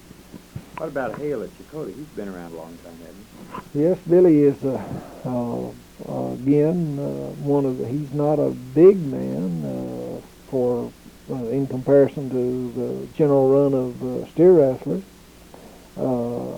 He is of course, again, his daddy was a rodeo contestant, bulldogger, and Earl Hale. And Billy originally come out of Colorado, and he came to down to Chakotay, and I guess he came down there primarily to bulldog with the Combs brothers, and ended up marrying Willard's daughter, Jessie, and has been one of the most consistent steer wrestlers in the rodeo business. He qualified for the first national finals, and 10 years ago, and 11, now 12, I guess it is, figures out. This is the 12th finals, and he was at the 12th one, and he and Olin Young and Marty Woods are the only ones that have qualified at the first one that's qualified this year. And this goes to show how consistent he is, and the steer wrestlers have always said that he was the bulldogger's bulldogger, because he doesn't seem to do anything very spectacular, but he just does everything just exactly right. He shapes up his cattle, and he catches them right and shapes them up, and just don't very seldom ever make a mistake. He just is almost by the book in the way to bulldog, and this is what makes him so consistent, I think. Do you think of any stories about either of these people, funny or otherwise, that might be of interest? Well, no, I don't know of, can't think of anything right off the bat that, on them. What about the Oklahoma barrel racing?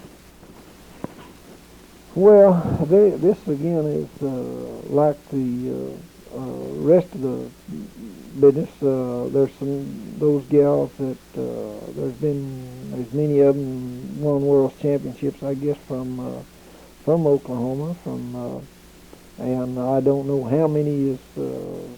I have to get the program out to look and see how many that's qualified this year. But I imagine I'm sure there's more girls from Oklahoma qualified for the finals than there are any other state. And you want to talk about some individuals?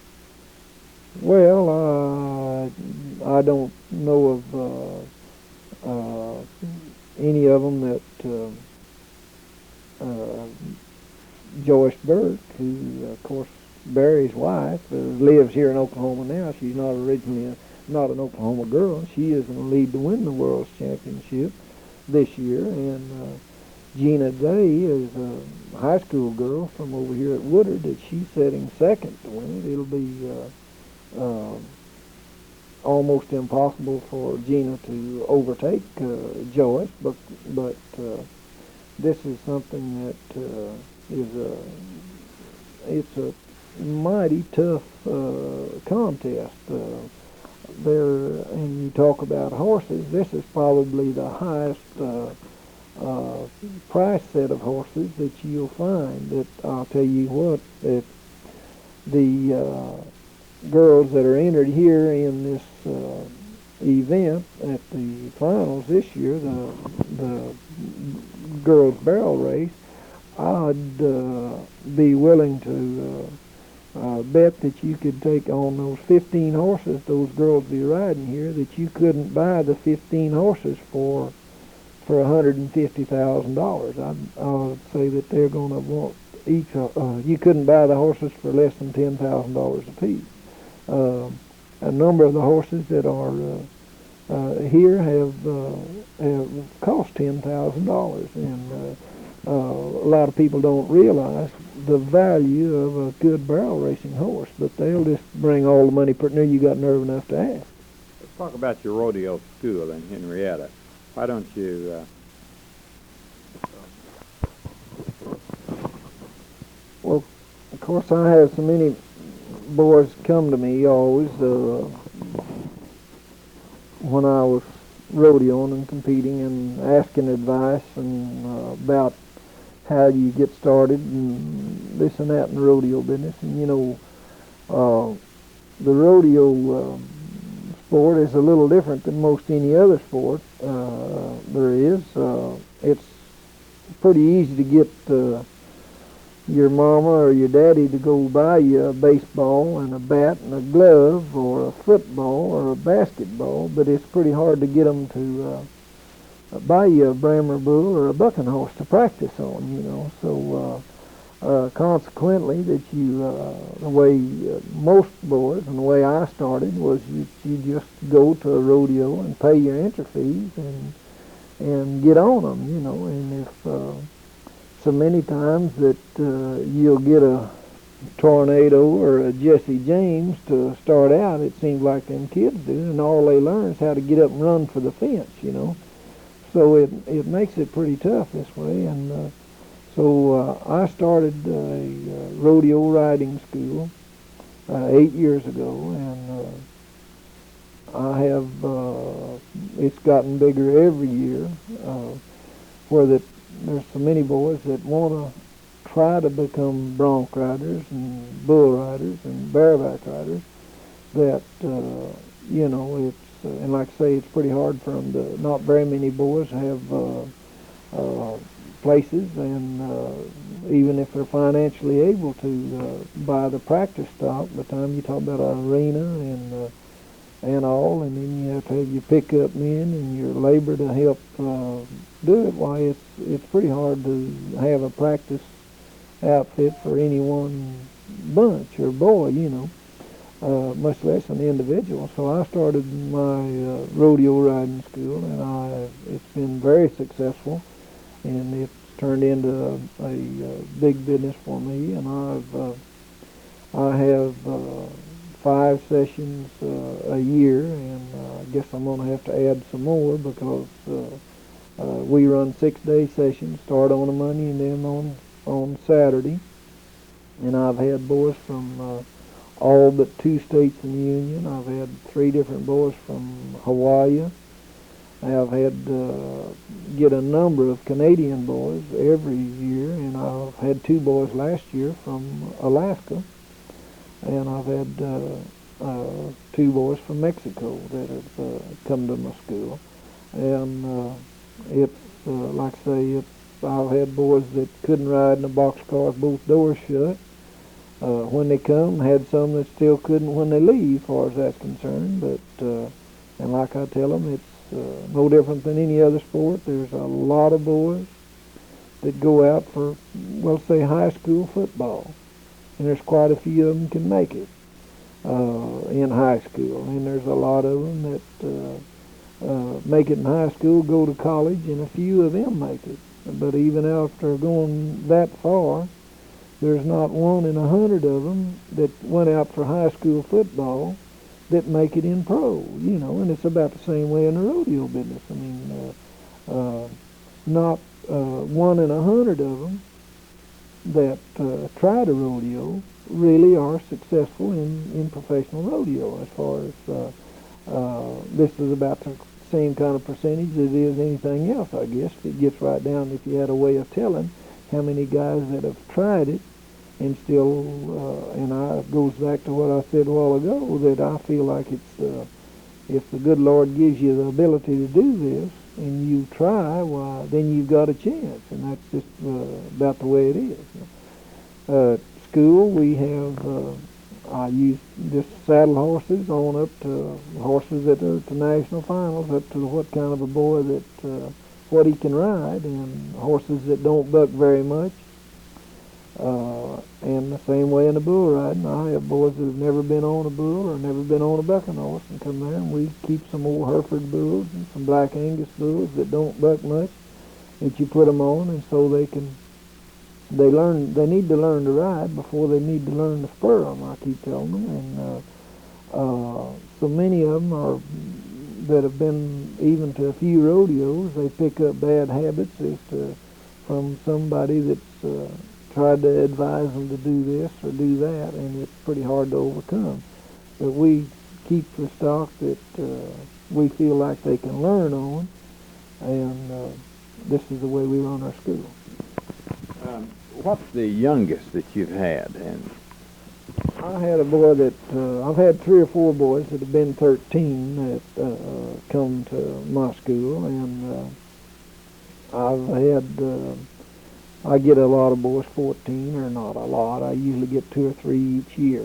I recommend always that a boy be 16 before he comes to the school, but I've had some that was 14 that had a whole lot more business of being there than some that was up in the 30s that have come. I guess the oldest, I had a man that was over 50 years old come to my school one time, and he didn't come to learn the rodeo. He said he had been a rodeo fan and loved it always, and he just wanted to see if he could ride a bucking horse or a bull, and he didn't want to go enter the rodeos, he said, because he didn't know how to ride or anything. So he came, took 3 weeks, he got 3 weeks vacation. He came down, stayed 2 weeks, and he said he was going to try to learn to ride or see if he could ride some, and then he allowed himself a week to heal up after, to get over the soreness before he had to go back to work.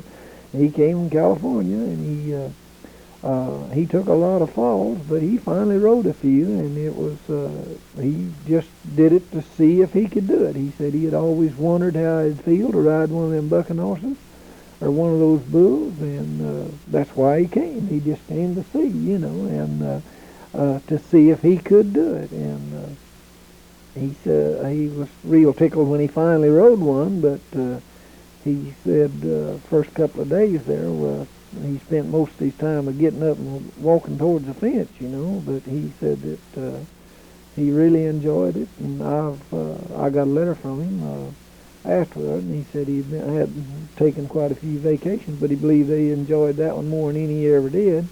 And of course, it was kind of amazing to me that a man would take that much punishment and think he had a good time. Have you had any champions or near champions come out of your school? Well, yes. George Paul, who got killed this summer in a plane crash, came to my school. He was won the world champion bull riding. He won a title year before last in the bull riding, and got killed in July of this year, and was still the 14th. Actually qualified to come to the finals money-wise, but Ronnie Bowman took his place because George had got killed in that plane crash. But he had even off just 6 months out of the year, he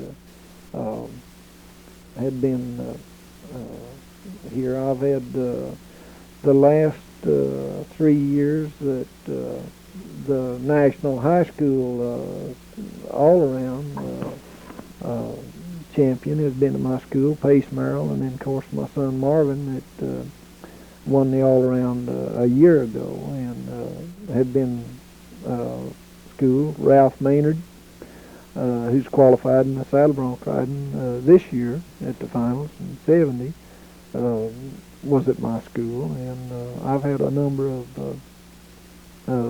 boys that have qualified the finals that have been there, and then of course where you get one of those, where you got 100 of them that don't make it too, as far as that's concerned.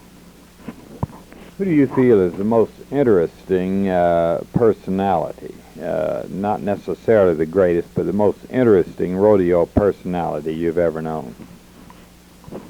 Well, this again would be pretty hard to say. I guess that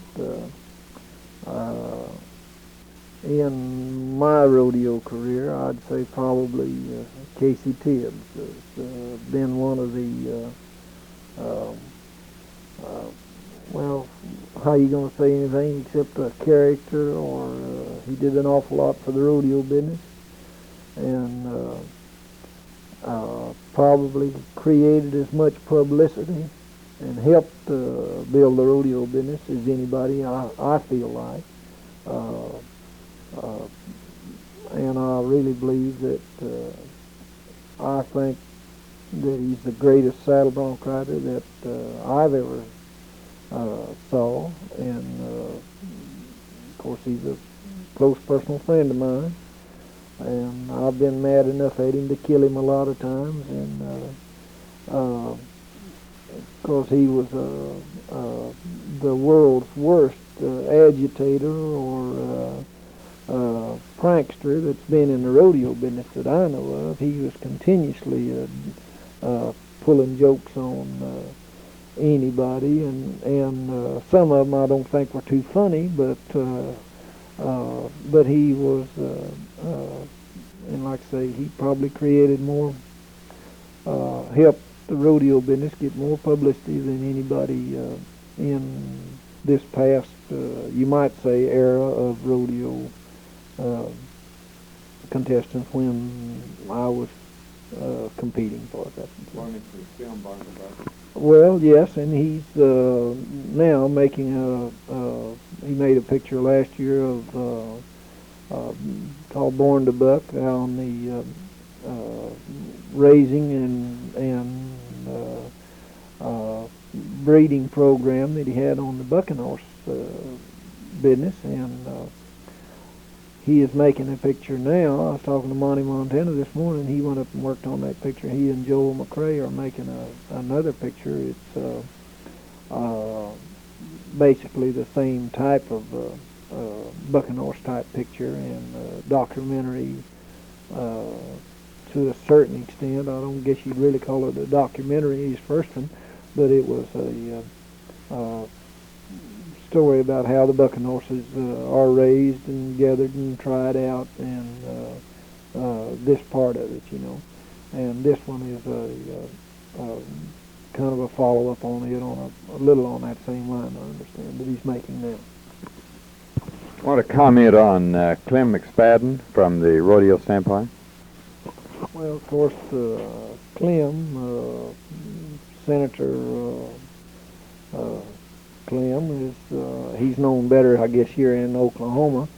Was twice president of the Senate, or Senate Pro Tem, and a rodeo announcer, and a production manager of the National Finals Rodeo now here in Oklahoma City. But of course, Clem, I can remember Clem when he was a basketball player at Oologah, Oklahoma in high school. He was played the same time as my brother Joe was, and got to know him then, and whenever he was roping calves and bulldogging at some of those rodeos about the time I was starting out. Well, Clem was roping and bulldogging at all the rodeos around in this area, and then went into the rodeo announcing field and has been, I think, one of the top rodeo announcers for the past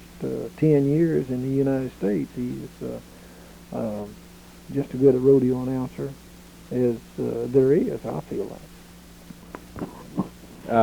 You want to comment on the Cowboy Hall of Fame? We were talking about that at breakfast. Well, I think that the Cowboy Hall of Fame and the Western Heritage Center is one of the greatest things that's ever happened to Oklahoma, in my estimation. Of course, when they first started talking about that, I came down to the groundbreaking ceremonies, flew down from Denver, and when they had it out here, and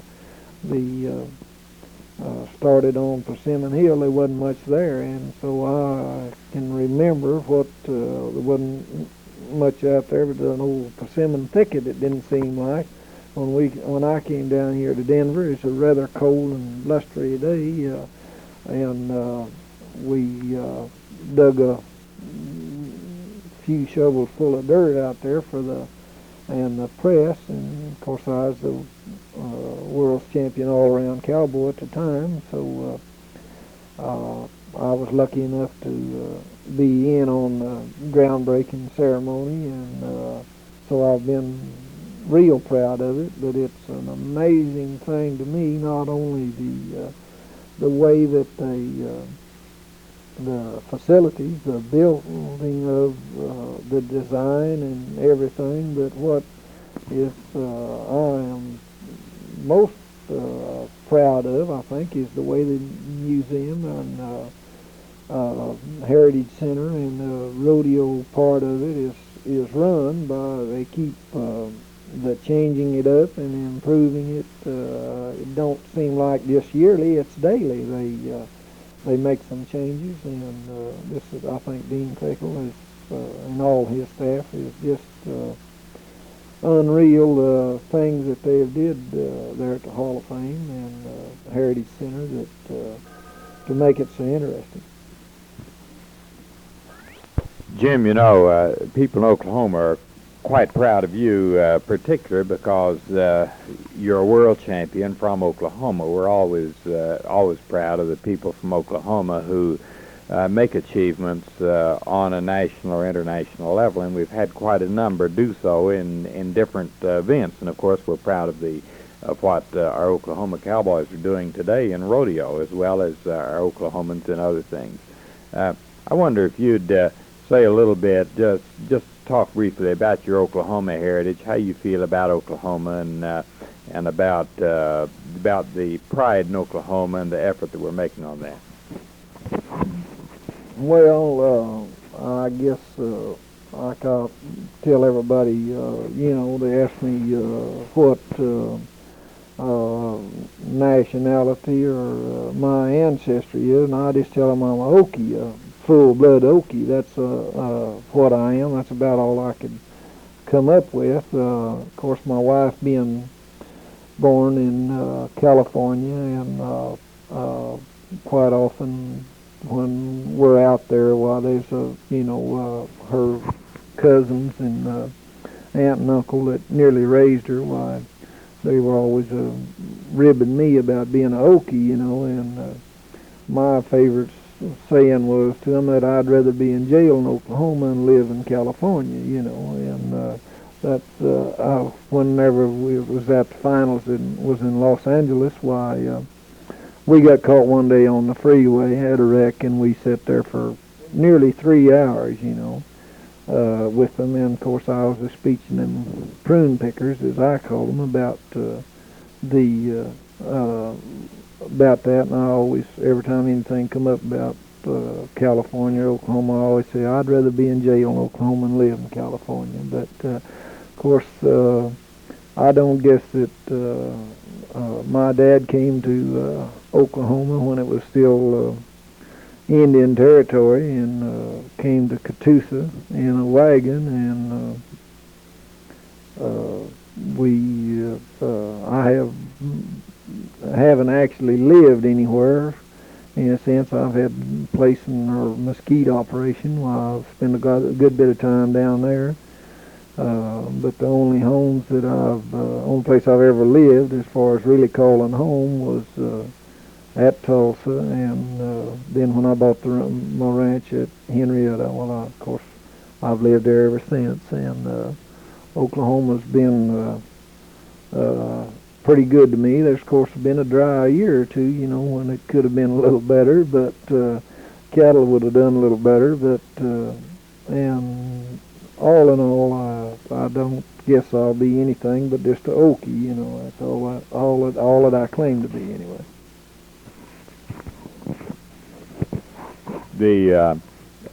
Can you, did you, Jim, you know, we're proud of the fact that Oklahoma has more champion rodeo people over the years than anyone else. We know this is also true that Oklahoma has produced more astronauts and other things in other areas that it has come strong.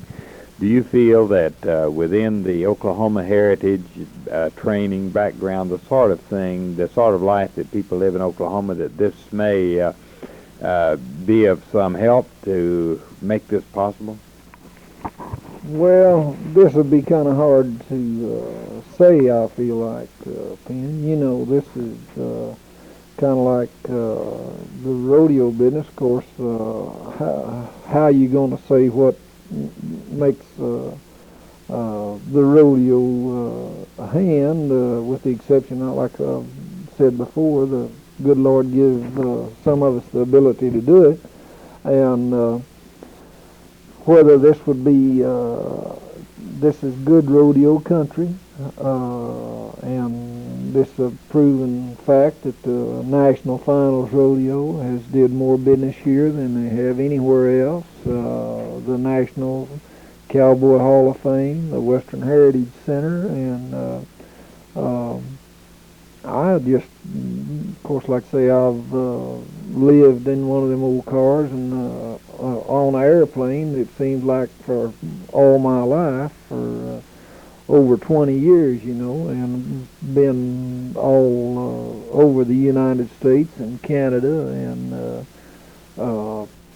I've still got to be honest, I still like Oklahoma better than anywhere else I've been, and primarily I think it's because of the people and the kind of people that live here, and there's a few of these Okies that I'm not too proud of, maybe, but I'm sure there's some of them not very proud of me either, so that doesn't matter. But in the general run of it, I just like I say, we got a lot going for us, and especially in the rodeo business. There's a lot of rodeos in the state of Oklahoma. There's I don't know, there's a few other states that have more rodeos than we do, but they got more people too, and more bigger towns and what. But Oklahoma's still got the biggest and the best, and that's Rodeo's World Series right here in Oklahoma City. And like I've told the Chamber of Commerce one time when I said I thought this is the only place would be any better to have the National Finals Rodeo would be in Henrietta, then I wouldn't have to come this 90 miles. You see, it'd be closer, but they didn't much think so. But it's they can say what they want to, but still Oklahoma's still got the biggest and the best rodeo in the world. And that's the National Finals right here at Oklahoma City, and as long as the people are as receptive and attendance being like it is, I feel like we got the leverage to keep having it, and it's a logical place right here. Thank you very much. This has been an interview with Jim Shoulders. This is December 1970, which is the first day of the National Finals Rodeo. Thank you very much, Jim.